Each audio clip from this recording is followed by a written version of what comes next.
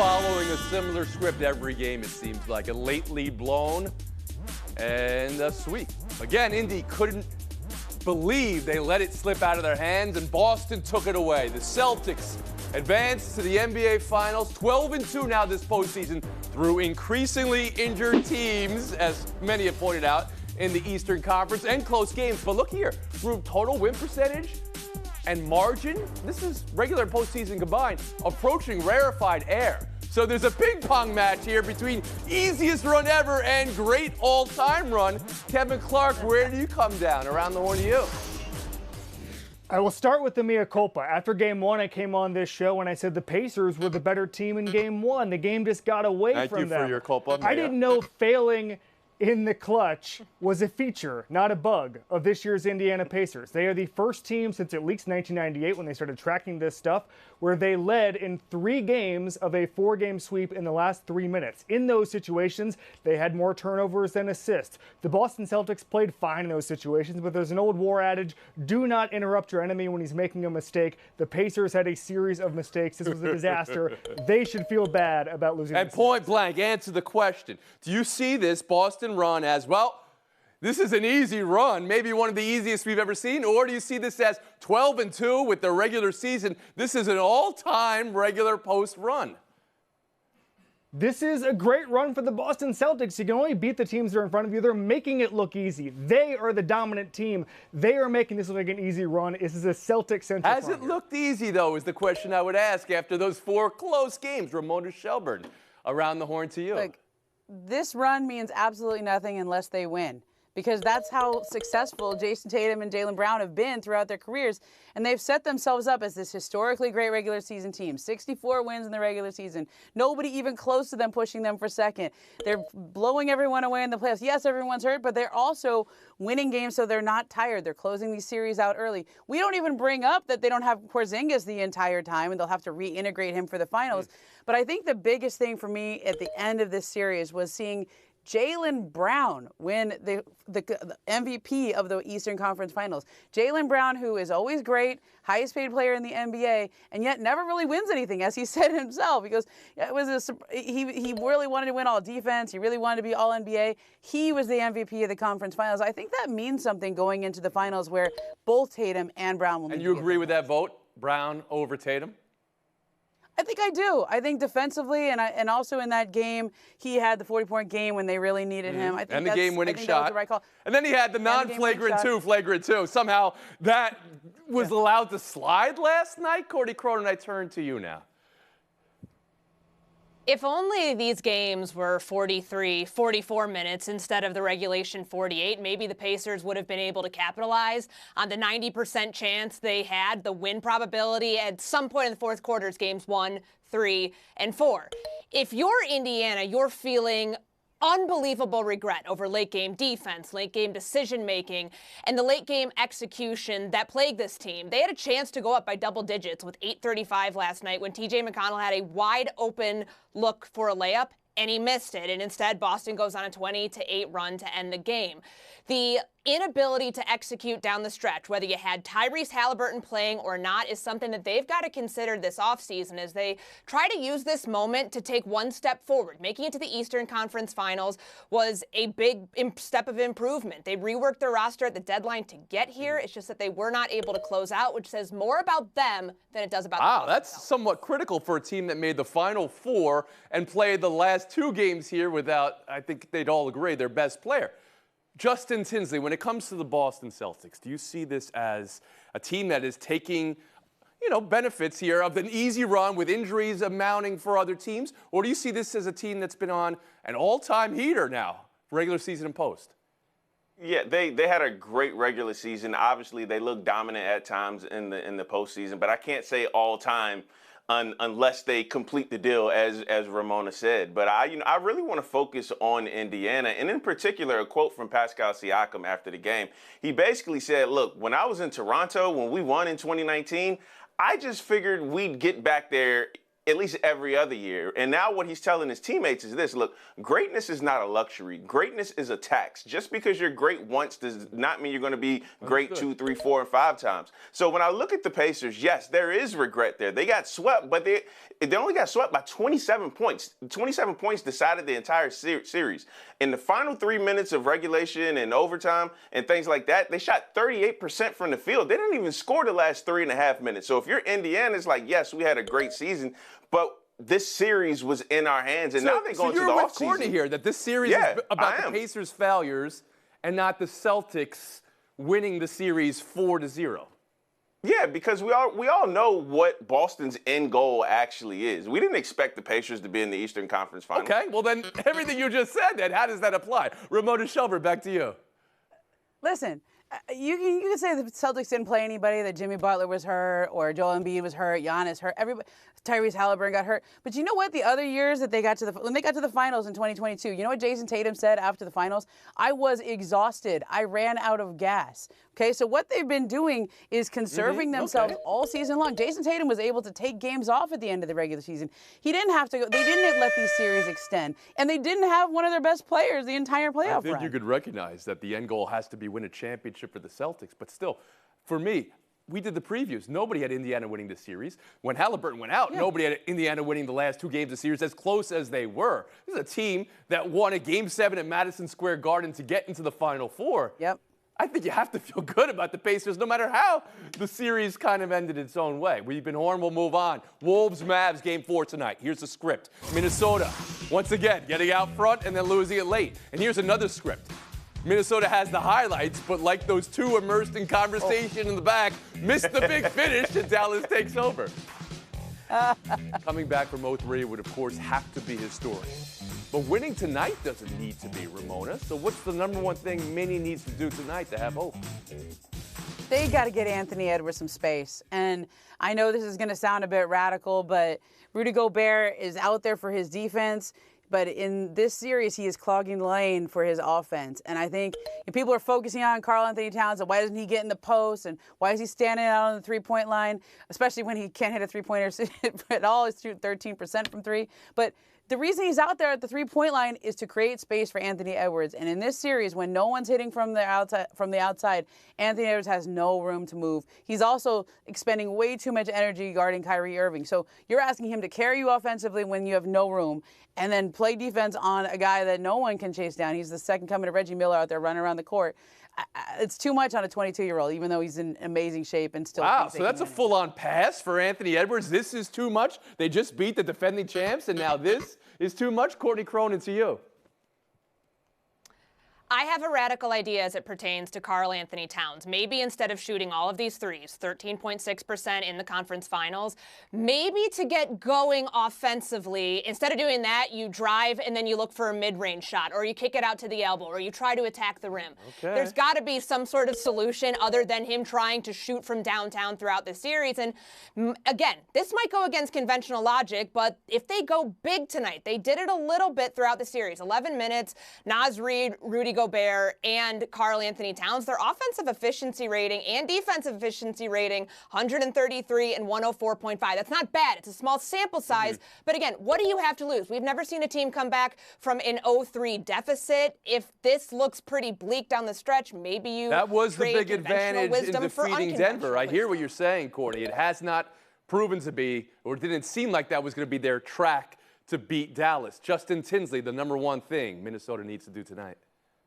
They can't crumble in the clutch. For all the things about Minnesota, they need to do this better. They need to do that better. They've been in every game. They've been winning every game except for the clutch. Yeah. And so when you look back at the numbers, during the regular season, Dallas was first in offensive efficiency and clutch time. Minnesota was 22nd. That's the series right there. Dallas has trailed with 5 minutes to go in every single game. And when you look at games 1 through 3, the final 3 minutes, Minnesota is 3 of 12 from the field and 0 of 7 from three-point line. If they're even decent from the field in 3, they can steal a game. That's the most important part. You guys were very critical of Indiana, who maybe superseded their expectation. This is a team that just beat the defending champs and said, this feels great. I can't wait for the next one. Well, we're in the next one. It's 0-3. Kevin Clark, to you. End of game execution. Justin is right. They have not made a clutch three in this series. They have 6 turnovers and 1 assist in those situations.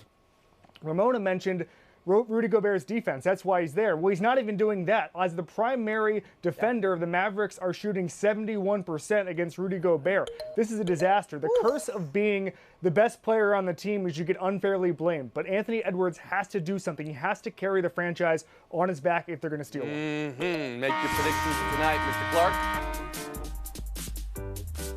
Yeah, I think they win. I think they steal one. Minnesota. Tinsley, how about you? Yeah. Minnesota. And Courtney Cronin. Timberwolves, but it ends in 5. And Shelburne. I think the Mavs close All it right, out. so that's 3 for Minnesota. That's the only thing standing between us and a week plus off before the NBA Finals. Ooh. All right, till next.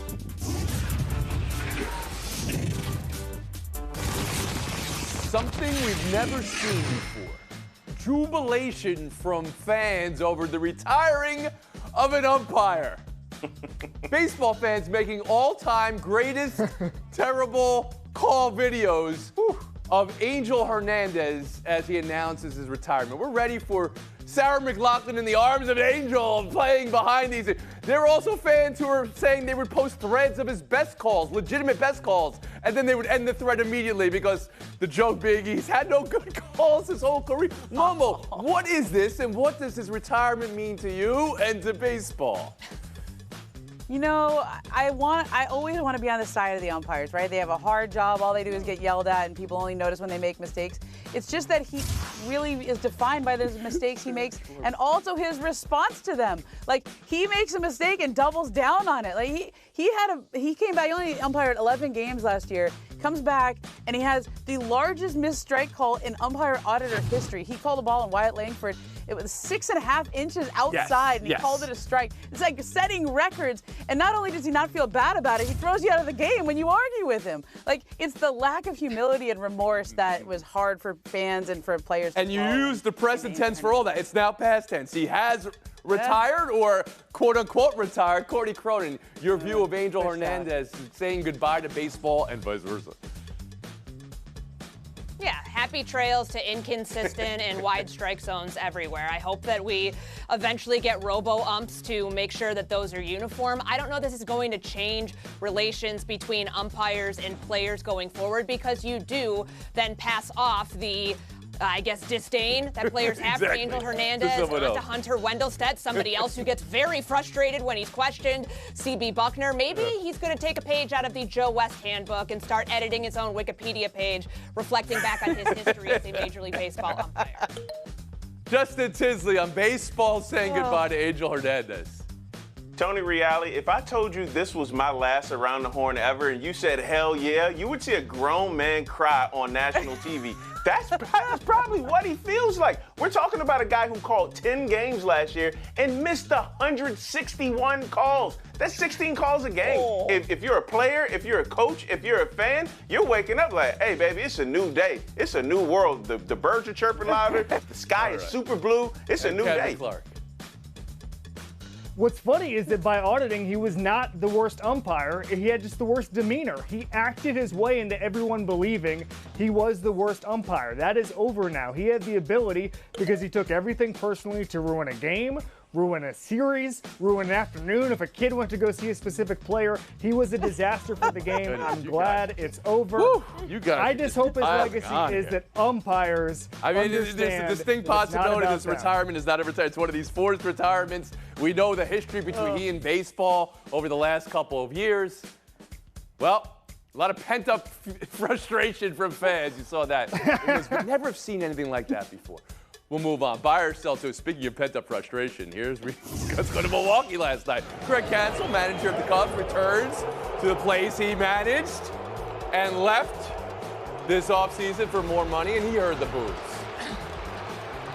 Brewers won 5-1 in the game. Courtney, what does that response mean to you? I'm not sure what the Brewers were thinking, Tony. Like, he left for a division rival 90 miles away after spending a lot of years with the Brewers and bringing that team a lot of success. Did they not know what happened in November? Like, the sign for the youth park in Whitefish Bay, Wisconsin named after him got vandalized. Brewers fans are not ready to welcome back Craig Counsell with open arms after he spurned their team for more money, but they should be feeling pretty good considering they have a 4.5-game lead in the NL Central over Justin Tinsley, that response. I guess the tribute video makes sense. He's a hometown kid. His dad worked for the organization. He led the team to 3 NL Central titles as a manager. And I'm also not mad at him taking a $40 million contract. That makes a lot of dollars and cents. But honestly, if I'm the fans, more of it. Boo him every time, because guess what? You can leave for a quote-unquote better job, but you better not go within the division to the Chicago Cubs. That's exactly Kevin what he Clark. did. Boo louder next time.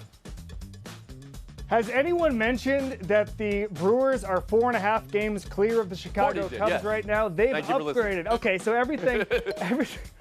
everything is fine there, but I support any and all sports grudges. I've been mad at Shaquille O'Neal for leaving Orlando for almost 3 decades. I've been mad at Dwight Howard for 12 years. I understand that this sport runs on hatred and grudges. I will always support booing in that So the regard. question is, for them to play, though, great video for their returning former manager who scored them. Ramona, by herself. Guys, Courtney asked, what were the Brewers thinking? I think they knew exactly what they were doing. Okay. I think they gave the people what they wanted. Here's your chance to boo this guy. They knew they wanted to boo him. They knew they needed to boo him. That had to come out at some point, and they did it at the time when he would exact maximum booing, right? And good, like you're from the Midwest, you know, Milwaukee and Chicago. That's like big brother, little brother. That's like up the interstate. It's an hour and a half. Like you don't just leave and go to the big Once again, city though, for the big money and not expect to get. I think you knew Pent-up exactly what you were walking frustration. into. All that emotion Yeah. had to come out and go somewhere. You can't leave that bottled in. Yeah. Justin Tinsley, Kevin Clark, thanks for your time today. Mona Shelburne, Courtney Cronin, that's our showdown next. Ramona Shelburne, Courtney Cronin, good luck in showdown. Showdown 1, Stars 5, Oilers 3. Edmonton had that 2-goal lead at home after 1. 2-0, the worst lead in sports. Dallas comes back. Jason Robertson hat trick. 5-3 the final. 2-1 the series lead for the Stars. What's a takeaway from a game like that, Ramona Shelburne? I just think it's Edmonton can't close. They're 0-3 now when they're tied after 2 periods. I mean, this is the play, and I think after game 2 where they played really well and didn't close that one, they didn't close this one, I think they're going to really lament these 2 games. About time, Jason Robertson. This guy had not scored a goal in the last 10 games going into Game 3, and he's apparently a goal-a-game guy, according to his head coach. About Good time for this to she happen. says. Wow, that is a hot take to get a point. How about this? Home ice, which usually means very little, admittedly, means nothing this postseason. The road teams just every night getting wins. We'll move on. Showdown 2. Oh, check this out. This is the inaugural Walter Cup. PWHL Minnesota's double overtime championship winning goal. Disallowed for interference. All that celebration, no. 70 seconds later, Boston scoring to win it and forcing Game 5. So, questions. Can Minnesota come back from thinking they won the title but losing the game then to win Game 5 Wednesday? Or does Boston have the psychological advantage now, Courtney? Land of 10,000 lakes, land of confounding losses. We saw it the same day the Timberwolves lost Game 3. I don't know how you come back when there's gloves and there's sticks and everything all over the ice thinking you had won, but this was legitimate interference with the goalie. Ramona Shelburne. Look, I'm going to go back in time to my high school basketball career. I hit what would have been a game-winning shot. There's 10 seconds left in the game. We hadn't won a game all year. We all start celebrating. My coach turns to us and says, don't act like you haven't been there before. There's still 10 seconds left. We haven't won yet. Well, guess what? Actually, they have been there. They have been there before. They know what it feels like to win. And now they're going to be ready for this coming up game. You know what? As far as the debate goes, that was a well-argued point. You celebrated with 10 seconds left in a game, a game-winning shot? We hadn't won a game all year. I'd never Did hit you a guys game-winning win the shot game? like that. Yeah, we did. We Okay, did. We held all right. on, but Well, only then it because our counts as a coach game-winning reminded us shot. there's 10 seconds left. We'll move on. Showdown 3, French Open. And here's a French player, Terrence Ottman, hitting a fan with a ball out of frustration. A lot of pent-up frustration in the story today. Ottman said it wasn't intentional, said a broken string led to it. Said he was so shocked he couldn't apologize at first, then he did apologize. Fans said they were okay and uninjured. And the tournament said no DQ for Ottman. he did lose the match and was fine. Ramona, was that disqualification worthy? I think it's up there. I think it is disqualification worthy. You got to know you're not on center court. There's fans right on top of you right there. And you can't just lose your mind and hit the ball into the stands 100 miles an hour. Cronin? No disqualification for the French player. I smell a conspiracy. Wow, Courtney, you are just unbelievable. That's how you win a FaceTime. Take it, Courtney. Yeah, sorry, I'm out of control today. NFLPA is reportedly proposing an overhaul to the offseason program. Now, this would not do away with OTAs. It would just move it further into the summer, so there might be a 6-week ramp-up period going straight into training camp. And we can argue about when the best vacation window is for everybody involved, players, coaches, front office personnel. But what the NFLPA really needs to do here is make sure that they walk away with more than just a schedule change. They need that second bye.